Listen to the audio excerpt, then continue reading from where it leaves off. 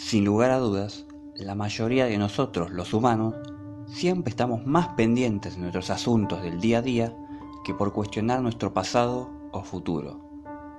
Pero eso, lejos de ser una crítica a nuestra especie, debo decir que tiene una razón de ser, porque por más que presumamos de nuestra superioridad cognitiva frente a los otros animales, lo cierto es que nunca podremos despegarnos de nuestros comportamientos instintivos, por mucho que avancemos como civilización. Nuestro egocentrismo, nuestra preocupación por ser aceptados en sociedad o en grupo, nuestra búsqueda por el placer y huida del dolor, o el miedo a la pérdida de cosas que debilitarían nuestro estatus social, son algunos de los tantos sesgos cognitivos presentes en la mente humana y que siempre han estado ahí para garantizar nuestra supervivencia, además de que nunca han desaparecido desde los comienzos de nuestra evolución como especie. Sin embargo, y también como característica excepcional nuestra, también actuamos como seres pensantes. Y gracias a ello pudimos aprovechar nuestra inteligencia y creatividad para resolver problemas, desarrollar un lenguaje complejo, innovar en todo tipo de tecnologías que lograron mejorar nuestra calidad de vida y volvernos conscientes de las consecuencias de nuestros actos. Tanto es así que nos hemos vuelto capaces, en ocasiones y con bastante certeza, predecir nuestro futuro y de la humanidad en su conjunto. Y una de las predicciones que más nos inquietan es la posibilidad de tener que vivir dentro de un siglo o menos en un mundo con exceso de población. La sobrepoblación o superpoblación, ambos términos se refieren a lo mismo, es un fenómeno que preocupa a los científicos. El erudito británico Thomas Malthus, nacido en el siglo XVIII, fue uno de los primeros en intentar pronosticar las consecuencias de este fenómeno. Vaticinó, utilizando datos estadísticos, que ante un crecimiento exponencial de la población frente a un crecimiento lineal de la producción de alimentos, se llegaría a un punto en el que se produciría una crisis humanitaria que provocaría hambrunas y guerras para cuando ya no hubiese suficientes recursos para alimentar a todos. Sin embargo, las proyecciones de Malthus fueron erróneas, porque a fin de cuentas la producción de alimentos demostró crecer a un ritmo superior del que él había proyectado, y además de que no contempló las muertes causadas por guerras y enfermedades de su época. No obstante, y a pesar de los pronósticos erróneos de Malthus, junto con los que vinieron después de él, como los de Paul Ehrlich y el Club de Roma, lo cierto es que la reproducción humana no se detiene. Actualmente somos más de 7.700 millones de personas en el mundo, y pese a que disponemos de la tecnología para alimentarnos por el momento, no sabremos si seremos capaces de mantener este ritmo por un siglo más. Por ello, la pregunta que hacemos entonces es: ¿qué es lo que nos sucedería cuando nos demos cuenta de que el riesgo inminente de presenciar una sobrepoblación está cerca? De eso es lo que te vengo a hablar hoy. Te contaré 5 posibles escenarios en los que podríamos vernos involucrados, y en cada uno de ellos veremos cómo la humanidad se preparó ante tan desafiantes circunstancias y cómo continuó en adelante para solucionarlas. Aquí sin más te presento 5 futuros escenarios posibles frente a un mundo sobrepoblado. Primer escenario.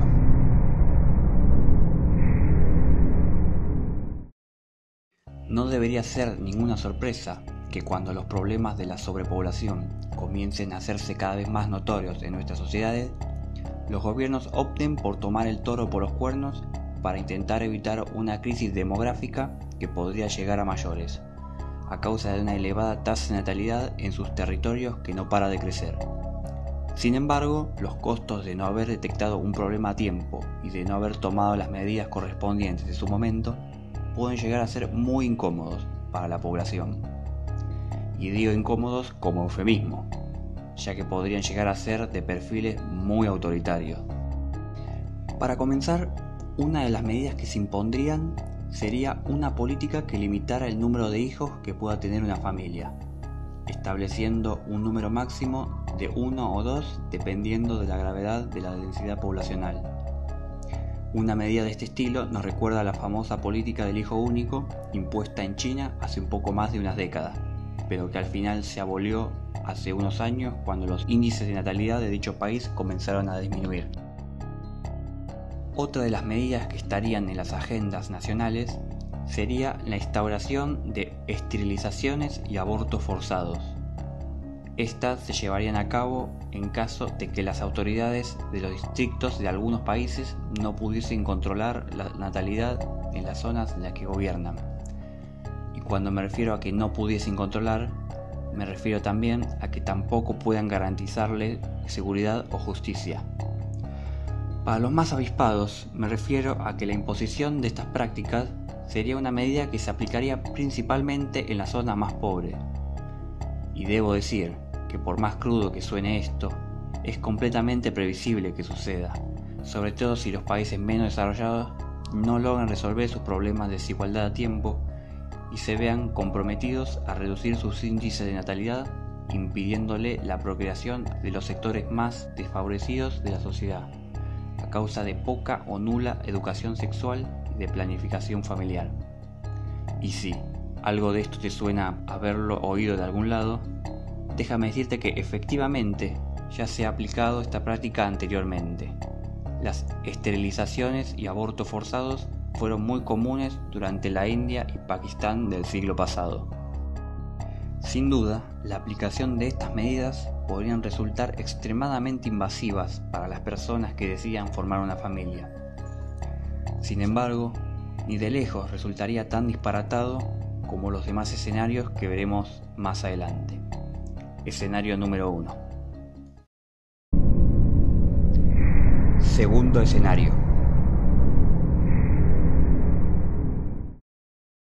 La imaginación humana, sin duda alguna, es el motor de su progreso. No en balde, la tecnología no ha hecho más que avanzar para mejorar nuestra calidad de vida y permitirnos enfrentar retos que siglos atrás, e incluso décadas atrás, nos hubiesen parecido imposibles de lograr. Y puede que ante el riesgo de un mundo superpoblado, este avance tecnológico no haga una excepción. ¿Recuerdas haber visto o averiguado sobre la llegada del hombre a la luna? Bueno, esa pudo haber sido el primer paso de un largo proceso que podría dar solución a este problema. Pero no hablemos solo de la luna, sino de la posibilidad de alcanzar cualquier rincón del sistema solar, crear asentamientos extraterrestres y utilizarlos como refugios para dar cobijo a personas que escapen de un planeta con exceso de población. La colonización del espacio, de buenas a primeras, puede parecer una alternativa descabellada y poco realista, de solo digna mención en obras de ciencia ficción. Sin embargo, científicos de renombre como Gerald Kitchen, O'Neill, Marshall Savage y hasta el gran Stephen Hawking han planteado en numerosas ocasiones la colonización espacial como una solución interesante al problema de la población en la Tierra. Tanto Gerald como Marshall han calculado la posibilidad de que el ser humano pueda multiplicar por 30.000 o incluso más sus números actuales si se construyesen asentamientos espaciales por todo el sistema solar, con especial énfasis en el cinturón de asteroides entre Marte y Júpiter. Por su parte, el ya mencionado astrofísico y cosmólogo Stephen Hawking advirtió que ante la amenaza inherente de una Tierra superpoblada, la humanidad debería dejar de ver la solución en el interior de su planeta y ver hacia el espacio. Sin embargo, y muy a pesar de las ambiciosas propuestas de una humanidad comprometida a romper los límites de la teoría malthusiana, extendiendo su hogar por todo el sistema solar, lo cierto es que la colonización espacial no es una solución viable ni sostenible en un futuro cercano, o al menos para los 2 próximos siglos venideros.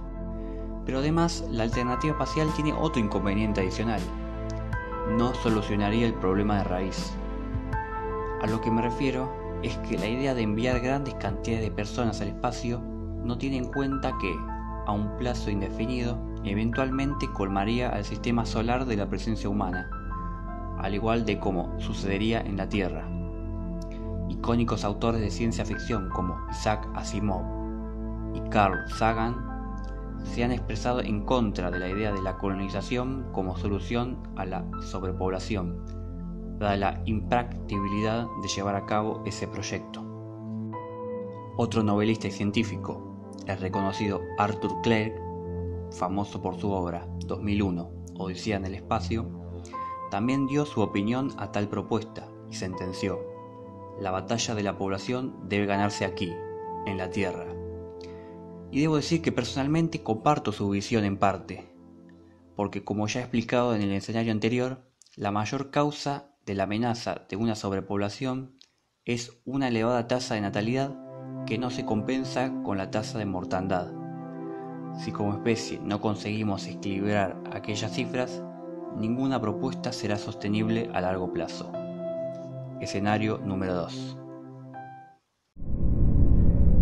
Tercer escenario.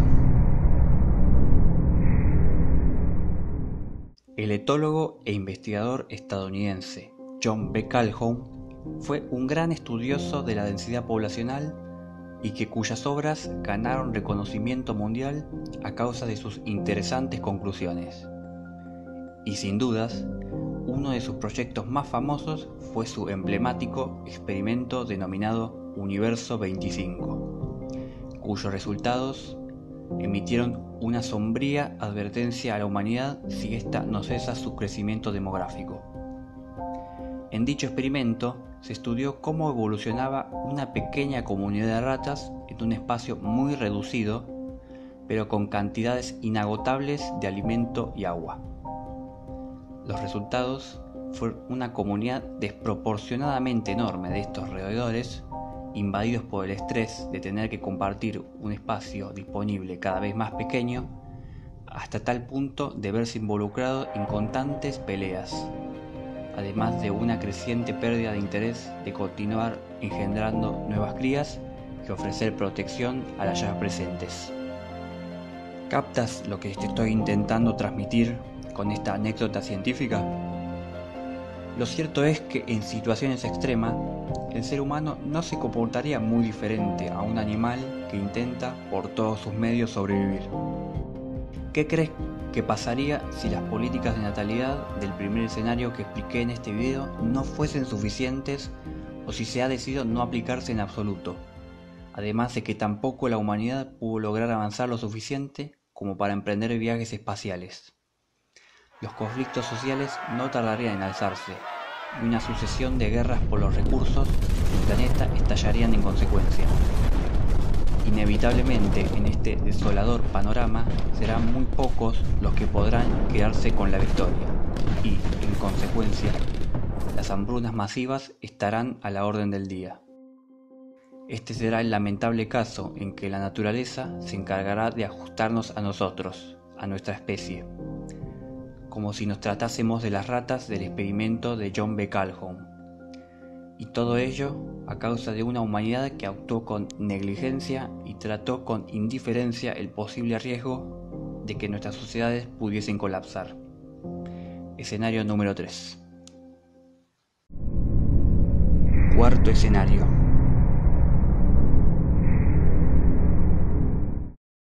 Si pensabas que lo peor que nos podría suceder por vernos partícipes en un mundo sobrepoblado fue lo que te relaté en el escenario anterior, déjame decirte que aún podríamos estar peor. O en realidad, para ser franco contigo, este escenario podría ser un derivado, una consecuencia o una práctica a la par como resultado de la guerra por conquistar los recursos del planeta.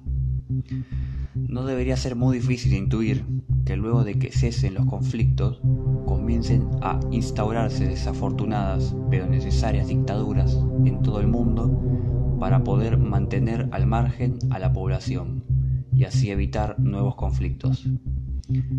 Y llegados a este nivel, las políticas de control demográfico irán ahora un paso más allá. Lo que veremos aquí es cómo los gobiernos comenzarán a ver a los genocidios en masa como una alternativa atractiva para terminar con los problemas de densidad poblacional.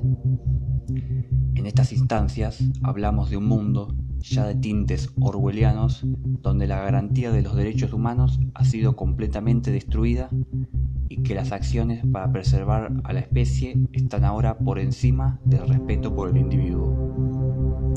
En este escenario, en donde solo unos pocos ocuparán los más altos cargos de poder, podrán decidir qué seres humanos deben vivir y cuáles no, como granjeros que deciden qué animales llevan al matadero un día u otro. Podríamos pensar que la, entre comillas, eliminación de la plaga podría darse aleatoriamente, o también de manera focalizada cada cierto tiempo en una región o ciudad determinada. Pero también podríamos pensar que se realizarían planes mucho más elaborados, por medio de una práctica denominada ingeniería demográfica. Esto último comprendería el uso de mecanismos como esterilizaciones sin el consentimiento ni el conocimiento de los habitantes, creación de enfermedades selectivas que ataquen a una determinada población para reducirla, o incluso la práctica de la cacotanasia. Esto vendría a ser la programación de la muerte de las personas sin un aviso previo a las implicadas. Escenario número 4. Quinto escenario.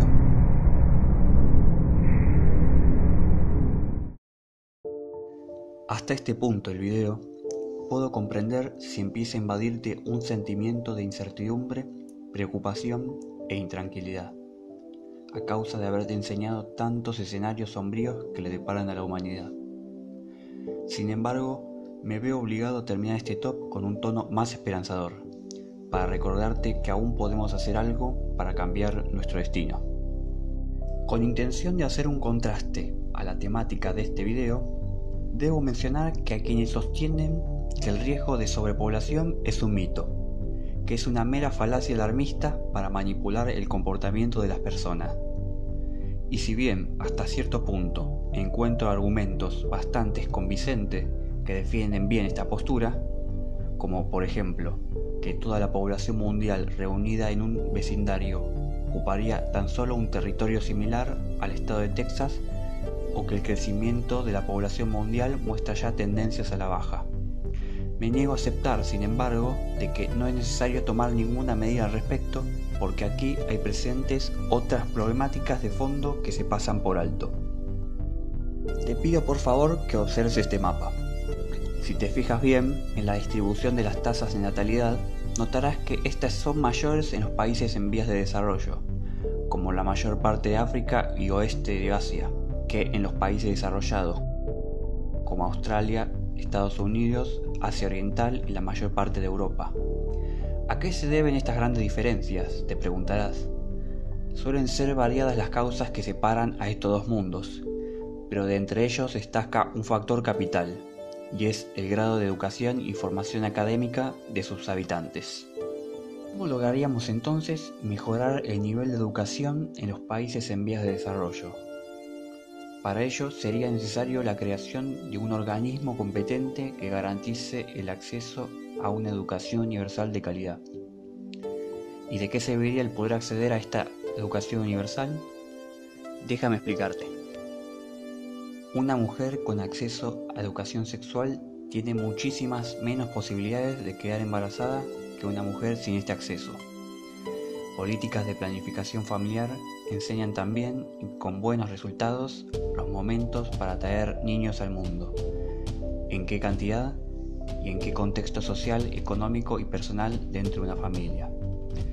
Una buena educación garantizaría además unos individuos independientes con capacidad de autoabastecerse económicamente y determinar con mucha más seriedad el momento en que decidan crear una familia.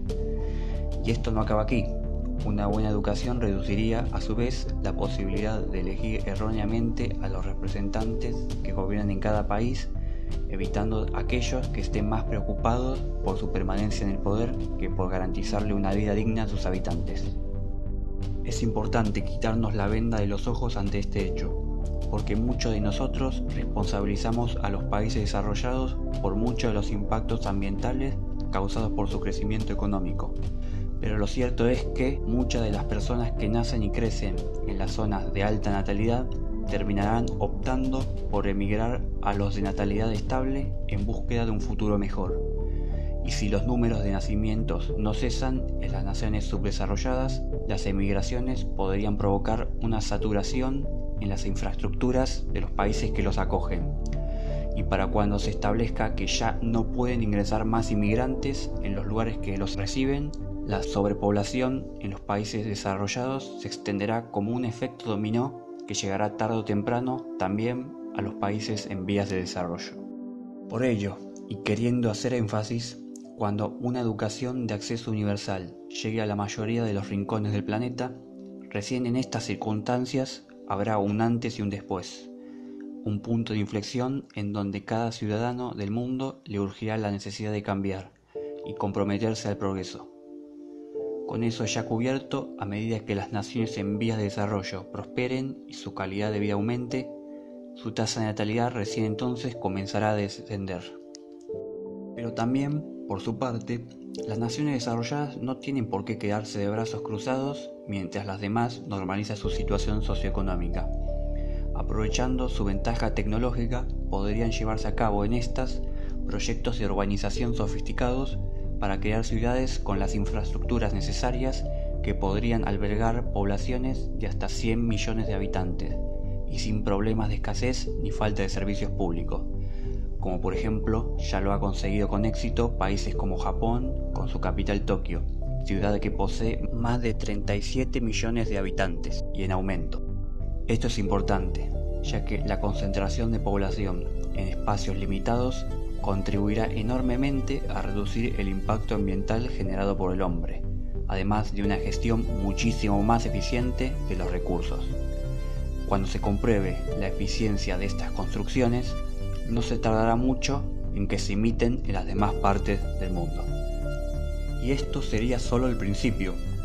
A medida que se solucionen las desigualdades con ayuda de la educación de acceso universal, cada vez más gente estará capacitada para participar en el desarrollo tecnológico, cuyo proceso es de importancia fundamental, porque a lo largo de la historia humana, esta nos salvó en innumerables ocasiones de colapsos sociales anunciados como los del demógrafo Thomas Malthus. Y sumando a lo anterior, una tasa de natalidad ya estabilizada a nivel mundial, la humanidad ya no correrá el riesgo de que no alcance los recursos para los que viven en nuestro querido planeta. Para cerrar, hago un resumen reiterando que una educación universal de calidad y el desarrollo tecnológico serán los factores clave que nos conducirán a este escenario. Pero ahora bien, ¿podremos todos los países del mundo ponernos de acuerdo para conseguir estos objetivos? Lamentablemente no tengo una bola de cristal en mi haber, por lo que no puedo darte una respuesta. Sin embargo, lo que no podemos permitirnos tampoco es resignarnos a terminar en un futuro indeseado solo por optar a ignorar este problema y negarnos a llamar a la acción. Escenario número 5. Espero que hayas disfrutado de este video. No olvides darle manito arriba si te gustó y suscríbete si deseas ver más videos así. Subo contenido una vez por semana y de vez en cuando también en mis redes sociales. Mi nombre es Ian y nos vemos hasta la próxima. Asombrosos